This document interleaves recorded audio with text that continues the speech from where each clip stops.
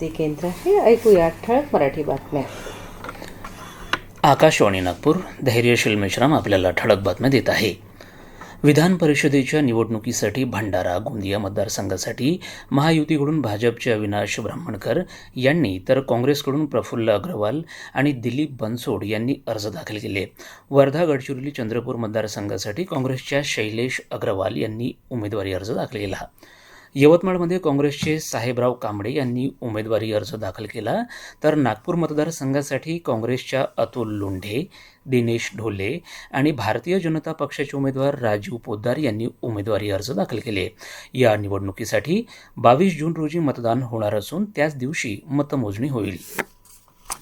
विकसित महाराष्ट्र अंतर्गत एसटी महामंडळामध्ये 2029 पर्यंत 50%, 2035 पर्यंत 80% तर 2047 पर्यंत एसटीचा 100% ताफा ई बसेसमध्ये रूपांतरित करायचा आहे. मुख्यमंत्री देवेंद्र फडणवीस यांच्या अध्यक्षतेखाली त्यांच्या निवासस्थानी या संदर्भात बैठक झाली. या बैठकीत त्यांनी ही माहिती दिली. लाडकी बहीण योजनेतून विविध कारणांमुळे 80 लाखाहून अधिक लाभार्थ्यांची नावे वगळण्यात आली आहेत. 2.5 लाखांपेक्षा अधिक उत्पन्न, KYCची अनुपलब्धता, कुटुंबातल्या सदस्यांच्या नावे, वाहन, इतर सरकारी योजनांचा लाभ यासारख्या कारणांमुळे ही नावं वगळल्याचा राज्याच्या महिला बाल कल्याण मंत्री अदिती तटकरे यांनी सांगितलं. हवामान. गेल्या 24 तासात विदर्भात तुरळक ठिकाणी पाऊस पडला. येत्या 2 दिवसात राज्याच्या चारही विभागांमध्ये तुरळक ठिकाणी सोसाट्याचा वारा, विजांचा कडकडाट आणि मेघगर्जनेसह पाऊस पडण्याची शक्यता हवामान विभागानं वर्तवली आहे.